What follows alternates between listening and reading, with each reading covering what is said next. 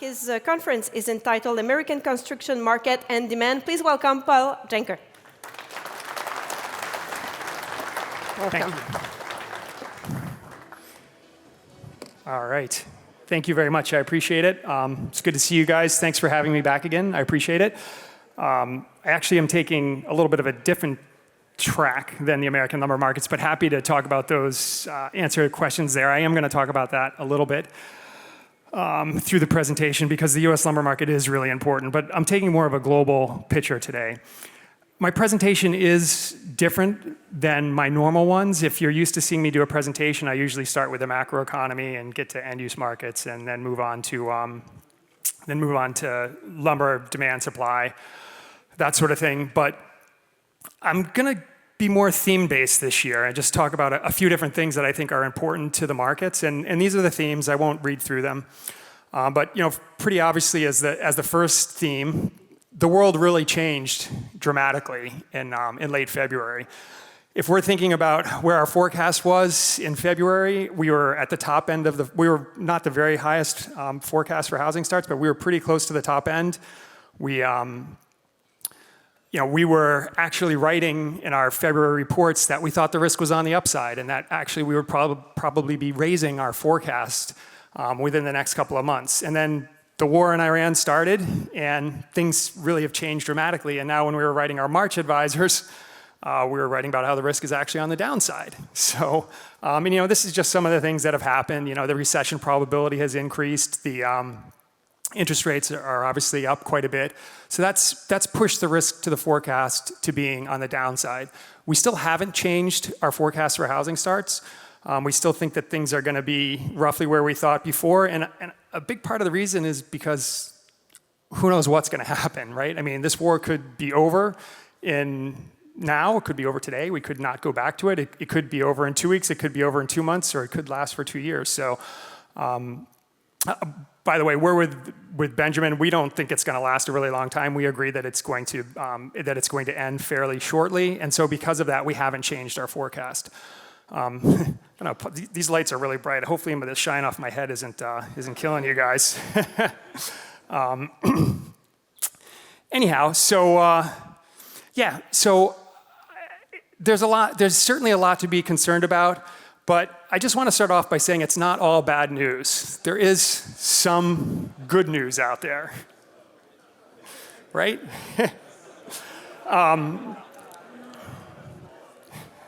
So Sven told me to keep my slides so he said to keep it just to 15. So this is my only slide. I don't actually have any more. So I'll just talk around this. So the good news, let's start on the demand side. And this is a little bit hard to see and understand, but housing starts, I know everybody thinks that these markets are really, really weak, and they are, especially relative to the supply that was out there. But the markets are much stronger than we have a right to expect them to be, given what's happened. So what this shows you is I just went back to the previous 3 recessions, going back to the 1980s, and said what happened with interest rates in the blue bar in terms of basis point increase, and then how did that affect the housing markets in the red bar? So that's the single family starts and how they reacted. So you can see that interest rates in our current downturn went up by 500 basis points. So we had a huge rise in interest rates, and this compares to previous interest rate increases of much closer to 200 basis points. So we had more than doubling of the growth in the interest rates that we saw, or the increase in the interest rates that we saw. Yet if we look at the actual decline in housing starts, in single-family housing starts, it's far, far less than what we've seen in most of the other downturns. So we had twice the increase in interest rates and about half the decline in housing starts. So that tells us that something is going on to prop up these markets. And what is that? Well, that's something, and we've been talking about this for over a decade. And initially, for those of you who've been following my forecast, initially we said this was going to cause housing starts to go higher, which it hasn't done. But what it's done is it's prevented them from falling lower than we would otherwise expect with such a sharp rise in interest rates. So it's adding a floor. And that is the pent-up demand that's out there, and the demographic tailwinds. So what are those things? Well, the pent-up demand is simply, the green line here shows you the number of homes that we should be building to house our growing population and to make up for homes that are destroyed from fires, natural disasters, or just simply removed, taken out of the housing stock. Those are the main drivers of that. That's the green line. And then the red line shows you what housing starts actually are. And you can see that for a very long period of time, we've been well below.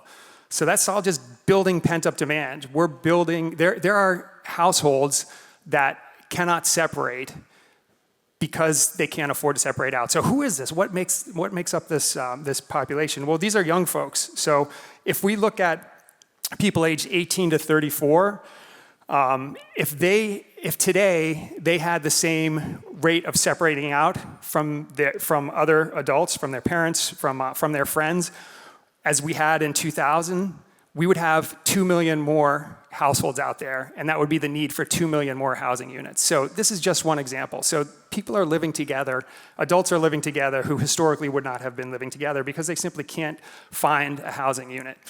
So that's this idea of pent-up demand. That's out there. So as soon as it becomes affordable, as soon as a household's income gets high enough, they're going to go out and form a separate housing unit, and that's propping up housing starts. That's propping up demand for housing. The other component of this is the demographics and what's our population. And you can see this graph on your right is population by age class. And that yellow bar signifies the folks who are in their early 30s, which are your prime home buying years, and in particular, your prime single-family home buying years. And those are the largest, that's the largest group of population that we have. So we have this strong demographic tailwinds. And so I put through the purple line on here. So that shows you 2035. I'll probably still be working in 2035, so you can hold this against me if you want. But in any case, there's a lot of talk in the industry about how, yeah, this decade's good, we have good demographics, but next decade is going to be bad. I just wanted to take a slightly longer look for this presentation and just show you that actually that 30 to 35 year age bracket is still going to be really, really strong into next decade. So I think we have at least 10 years of strong fundamental demand for housing. And we're never making up the pent-up demand, by the way. That's not happening until this generation here moves into adulthood. And then potentially that low population growth that we have there, if we don't have immigration come in, then potentially folks will go back to the headship rates that we had, to the rate of household formations that we had in the 1990s and early 2000s. Potentially we'll get back there in the 2045 period. But in any case, still going to be really strong. And if you want some example of like just some proof that this is actually the case, interest rates went up 500 basis points. They went up 5 percentage points. And home prices haven't come off. So demand is really, really strong. It's out there and it's strong. So that's it for that theme. There's a floor. It's being driven by the demographics and the pent-up demand. And so in these downturns as we're going forward, we don't expect to see the typical downturn that we have in the past of getting down to 1 million units of housing starts or even below 1 million units. So the next area that I want to talk about is markets and what's going on in markets right now. So to begin with, and again, I'm not telling you anything you guys don't know, but last year was a really difficult year. I just picked this graph that I threw up back in December of 2025, but it's pretty representative of the year. In fact, if we went back to October or September, then the South would be even lower on this. So what this shows you, the bar shows you costs. The dots show you the average sales price to cash cost ratio on the right-hand scale. And then that black line going across the middle, that is your break-even point. So you can see across the board, mills were losing money, with the exception of the Inland West, and that, they're breaking even. So this is shipped into the US. It's not nearly as bad as it looks with the dots for the Canadian companies because, 40% of your wood is going elsewhere and it's not subject to those duties and tariffs.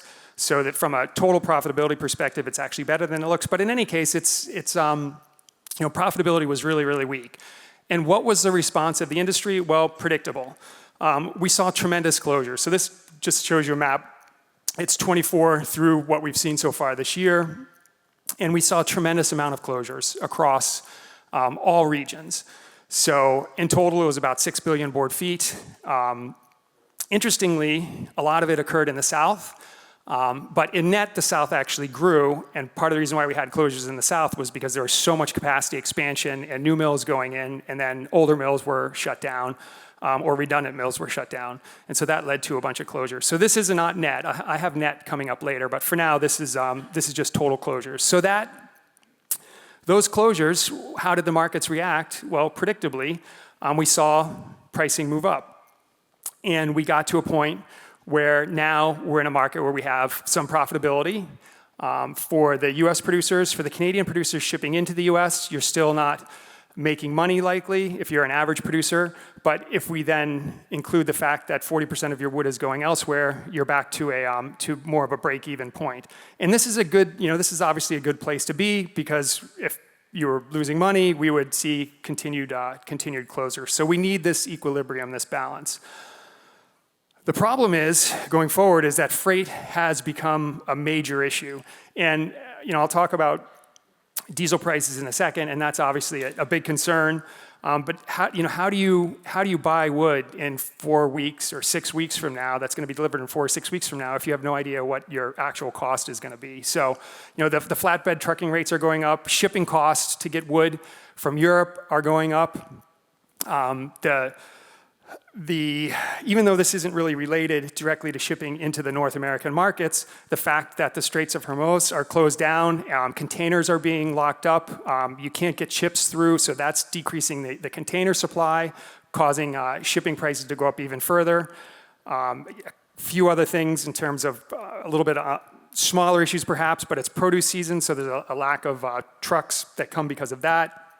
And then some new rules on commercial driver's licenses, which have pulled out a number of workers and a number of potential drivers who are non-domiciled in the U.S. And then the big one, which we all know about, is the fact that diesel prices have skyrocketed. I was just out actually at the WWPA meeting on Monday and talked there. And I was talking with a bunch of guys who were telling me their diesel trucks are just sitting in their garage right now because diesel prices are around $9 a gallon in their state. So I was out west where it's more expensive, but $9 a gallon is really, really expensive. So, the fact that diesel prices have shot up so much is making it difficult for buyers to figure out what is the price, what's the actual delivered price going to be in 4 weeks or 6 weeks from now. So that's bringing a lot of uncertainty into the marketplace. All right, so now that's sort of the heart of it, and that is the global supply picture and the global supply map, and what's happening there, not just supply, but just the global map in general. And there's a whole bunch of things that have been happening around the world which are changing the dynamics of the lumber markets globally, but also in the North American market. So just to go through them, the first one is natural disasters, so in particular beetle-related disasters. And we all know what's happened with the mountain pine beetle. That's the red line. That's in British Columbia, and it moved into Alberta as well. And what this graph shows you is just simply the volume of timber killed each year after the inception. So we know what happened in British Columbia. That's the red line. The green line is the spruce bark beetle epidemic in Europe. And the reason why I put these up together is just to give you a sense of the scale of what's happening in Europe, which is very similar to what happened in British Columbia. So we would expect, because of a similar pattern there, we would expect to see an initial increase in production, but then longer run, as that timber supply goes away, a subsequent decrease in their ability to produce lumber. So that's one dynamic that's going to affect the global markets. Not so much this year, next year, but certainly as we go out into the late 2020s and into the 2030 period, as that spruce is less available.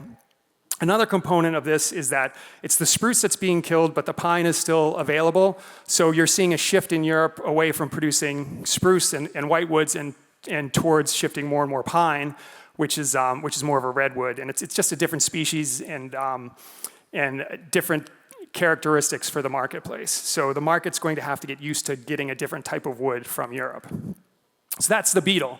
In addition, you have a bunch of policy changes which are decreasing the potential timber supply in Europe. And I won't read this all out, but the bottom line on all of this is that the policy changes are not leading towards more timber becoming available for wood, for lumber processing. It's leading to less. It's all related to climate change and capturing carbon and storing carbon long run. So the one that's actually in place right now is the LULUCF. And the estimates for what that could do to potential timber supply is it could drop harvest by up to, over 20%, actually. So we could see a pretty significant decrease in harvest related to the LULUCF if those rules continue to remain in place. So changing supply dynamics. There's going to be less wood coming out of Europe as we move over the next 5 to 10 years. There's just simply going to be less available. Changing supply dynamics. Duties and tariffs, these are also changing how the markets are going to behave going forward. So this shows you where we are right now. The AR6 determination is the top part. That's your duties. And then we added Section 232, which is the tariff. And so then your total, so you can see that the all others is about 45%. For those, well, I'm sure everybody in this room knows, but the preliminary determination was around 25% for the duties. So we would add 10% onto that to get to about 35% duties for Canadian wood being shipped in. Still would be just 10% for European wood. So this gives the Europeans a competitive advantage coming into the US market because their duties, or their tariff only, is significantly lower than the Canadian duties and tariffs combined.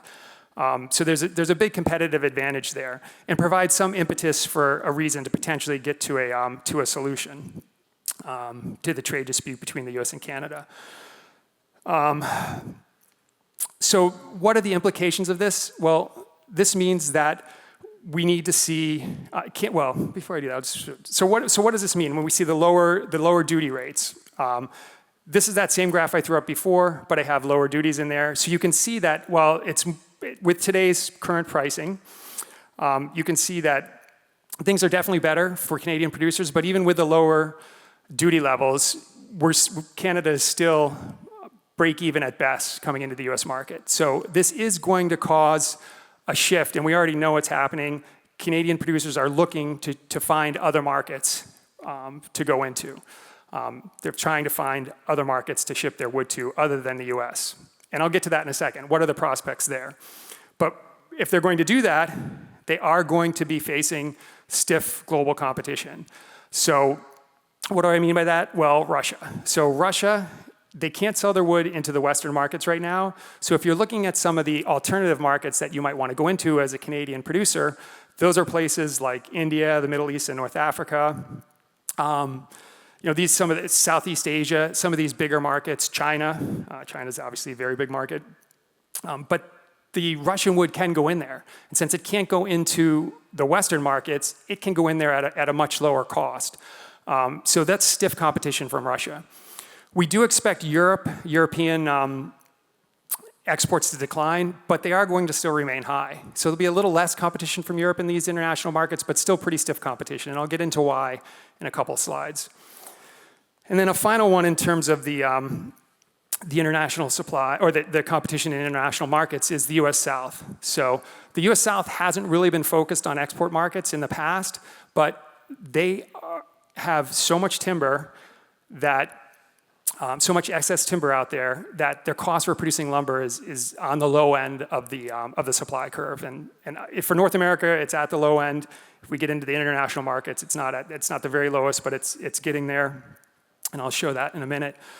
But that excess supply that's available in the South and that low cost has forced the excess supply has forced the Southern producers to look more heavily into export markets, and the low cost is encouraging importers from other regions to bring in more Southern pine. So we hold a conference in Vietnam. We did last year, we did again this year, and there were a bunch of Vietnamese furniture manufacturers who came in trying to meet with the Southern producers to see about getting some of that Southern pine wood coming in there. This just shows you, that the implications of this excess supply that's out there. This is inventory, by the way. This is the growth, and here's your drain. And so you can see that growth has exceeded it, and this goes out to 2030. So even, throughout the next 4 years, 5 years of a forecast, your growth is going to exceed your drain. So your inventory is still going to grow in the South. So this oversupply of timber is not going to change it in the South. That's going to hold their timber costs down. And this has the predictable results of a lot of capacity expansion, which we know, and I won't go into, but this just shows you all that capacity expansion in the South, and here are your actual numbers for growth. So, all right, so we have a world in which is changing from the supply dynamics. There's excess supply potentially coming out of the U.S. We have Russia. We have Europe still wanting to get into or still wanting to maintain their international markets. We have Canada looking to change away from the U.S. markets and shift out of the U.S. markets. Where is that wood going to go? Well, the reality of the situation is there are really only 3 major consuming regions in the U.S. in the world, right? So it's North America, the U.S. and Canada, it's Europe, and it's China. Those are the big 3. Everything else is fairly small in terms of its consumption. So let's go through those. What's happening in the U.S.? Well, U.S., we don't really expect much growth in U.S. consumption in 2026, and it's really not until 2027 that we see much growth here at all. So we're looking at about 300 million board feet. So let's say 250 million to half a billion board feet of growth in lumber consumption in 26. This is based on housing starts remaining at about 1.36 units for the year. Is that going to happen? Well, tell me what's going to happen with the war. If the war is over in 2 weeks or a month from now or maybe 6 weeks from now, then yeah, sure, we think we'll be at this sort of 1.35. As soon as the war ends, those interest rates drop. We'll see them come back down to sort of 6% level. The mortgage rates drop back down to that 6% level and maybe even get below that. So if we do have the war ending, then this forecast will be probably pretty accurate. We'll end up with consumption being at roughly the same level. If the war continues to go on and extend beyond 6 weeks, then we're probably overly optimistic on 2026, and we'll see a decline this year in consumption. But in any case, for now, we're maintaining our forecast of flat to slightly higher consumption in the U.S. So not a lot of room for growth there. China. Chinese demand, it's not coming back. And this just shows you the numbers. I won't leave it on there for a long time, but I'll talk about why we don't think it's coming back. And just take a look at any number of economic indicators coming out of China. And I just picked 4 of them here. But if we're looking at the immediate, you can see this massive, massive decline in residential floor space. That's your upper left graph. Big decline in residential floor space put in place. So we've all heard about the ghost cities, overbuilding, that sort of thing, and then the excess inventory that's out there. So a big drop in actual construction that's taking place. If we're looking at a little bit longer term, what drove that growth in floor space? Well, part of it was that urbanization that we saw, that rapid growth in urbanization, people moving from the countryside to the cities. We're pretty close to the peak there. So we're at about 68% urbanization rate. Peak is roughly 75%. So we're reaching an asymptote here, and that we're not going to see that growth in urban population. In addition, and I didn't put this, I didn't actually add this slide. I have another slide that shows population, but I thought 35 slides was enough, so Sven told me to stick to 15, so I did 35. So in any case, if you look at the population of China, it's a bell curve, and we're now at the point where the actual adult population is starting to move down, very similar to Japan in the early 1990s when we had the lost decade. So we're going forward, we're probably going to be in a situation where Chinese growth, if population is declining, Chinese growth is going to be more and more tied to productivity growth. And it's interesting, just a comment on Benjamin's presentation where he talked about the lack of growth in US population, which is definitely bad for overall GDP growth. The good side of this is productivity has actually increased. Productivity growth has increased. So we're looking at productivity growth of about over 1%. So real wages have been going up by 1.3%, whereas the longer run average is below that, about 0.8%. So productivity growth in the US is strong, so we don't really need the labor. In China, we're not really seeing that as much. So then a couple other slides here is on the lower left, you have the live births in China. And I don't know how much history you folks have studied, but if you think back to the Great Famine in the 1960s, the live births had dropped down to about 12 million. They're now below 10 million. So even lower than during the Great Famine in terms of births in China. So long run, Chinese growth is certainly going to be limited. And then a final piece is China is way too reliant on exports. So 40% of their economic activity is exported. You can't do that as a developed economy, right? As a developed economy, you need to be consuming most of what you're producing because the rest of the world can't take everything in. So the bottom line on all this, if we look at China, there's really not a lot of room for much growth there at all. So pretty slow. How about the Middle East and North Africa? That's another region where it has some potential, about 10, 12 million, well, at this point, about 10 million cubic meters, actual, not nominal, about 10 million cubic meters of wood being consumed there. Our forecast was for that to grow, but with the war, obviously, shipments to the Middle East have really come to ground to a complete halt. So this is our forecast from before the war. We do think it's going to continue to grow back. There's lots of reasons for this.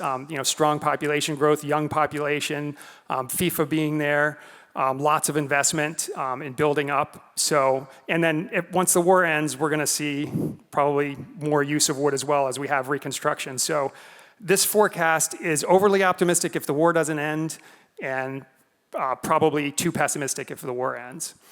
So that kind of leaves India. And India is like the place that a lot of people are talking about as, hey, this is the next great thing. It's the next China. And we're not so sure that that's actually the case. So is India going to be a game changer? And our answer to this is not in the short term, right? So we see India consumes 3 million cubic meters of wood. So it barely consumes any wood at all. This compares to the US, which is well over 80 million cubic meters of wood, all net, not nominal. So India, yes, it's an exciting new market. Yes, it's a growing market. Yes, there's increased demand there, but it is still a very, very small market. So the bottom line on this is if you're looking for markets to go into, you really need to maintain the US market, because that is the big market that's out there, and there's not really a lot of room to go elsewhere. So who's going to win? Where's the wood going to come from in this global marketplace of not a lot of demand?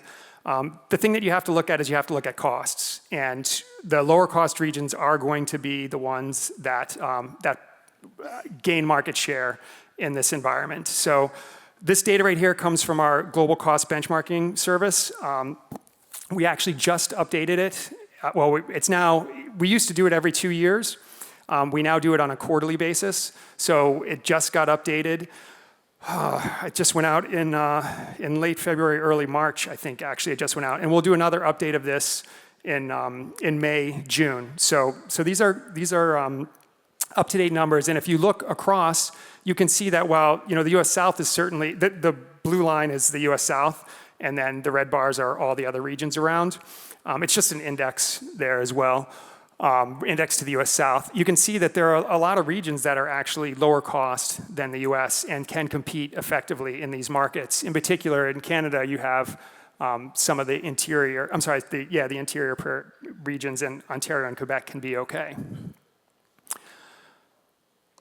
So I do want to turn a little bit to European imports. I've heard a number, our forecast is different. So I've heard a number of analysts say things like European shipments to the US are going to go to zero. I've heard that we actually could see the US become a net exporter of wood. We have a different take on this. We don't think that's going to happen. The US is definitely not going to become a net exporter. If you're thinking offshore exports, perhaps, definitely not when you include Canada in that.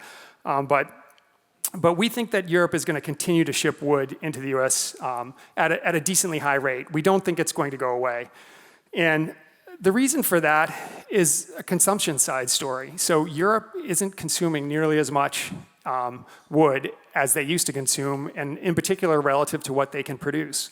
So this just shows you European consumption going back, and you can see that their peaks here in the late teens, up around 90 to 100 million cubic meters, and now they've dropped down into the 70 million cubic meter range. So they have a lot of excess wood available. So even though their supply is declining because of LULUCF and because of the spruce bark beetle epidemic, they still have excess supply there that needs to go into the international markets. And it's unlikely that that's going to change in the near term. The construction activity there just simply hasn't really started to pick up. So I'm going to end with a few comments on current pricing. And that is that while there's a lot of, it's a difficult market, there's no doubt that this is a difficult market.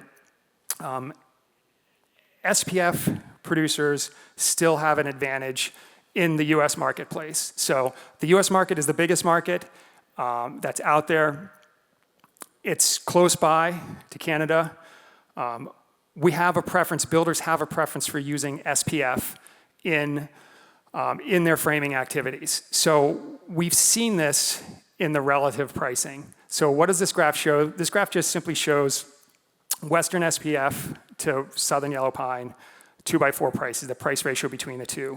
And you can see that the historical average is that the SPF has sold historically at about a 13% discount to Southern Yellow Pine. Why is that? Well, it's far away from the markets, so you got to get it to the market. This is all mill price, FOB mill price. So this isn't. This is not the price in the market. So because of those shipping distances, it's always sold for a discount. Then we have the ending of the uplift period after the mountain pine beetle, and that decreased the supply that was available from British Columbia. And so you see we move from this longer term average of a 13% discount up to almost parity. And then we have the massive increase in duties and the large increase in the, not the large increase, but the increase in the tariff. And so we see that the premium, we've gone from a discount for SPF to a premium of almost 30%. And the markets are willing to take it. They're still buying it. And why is that?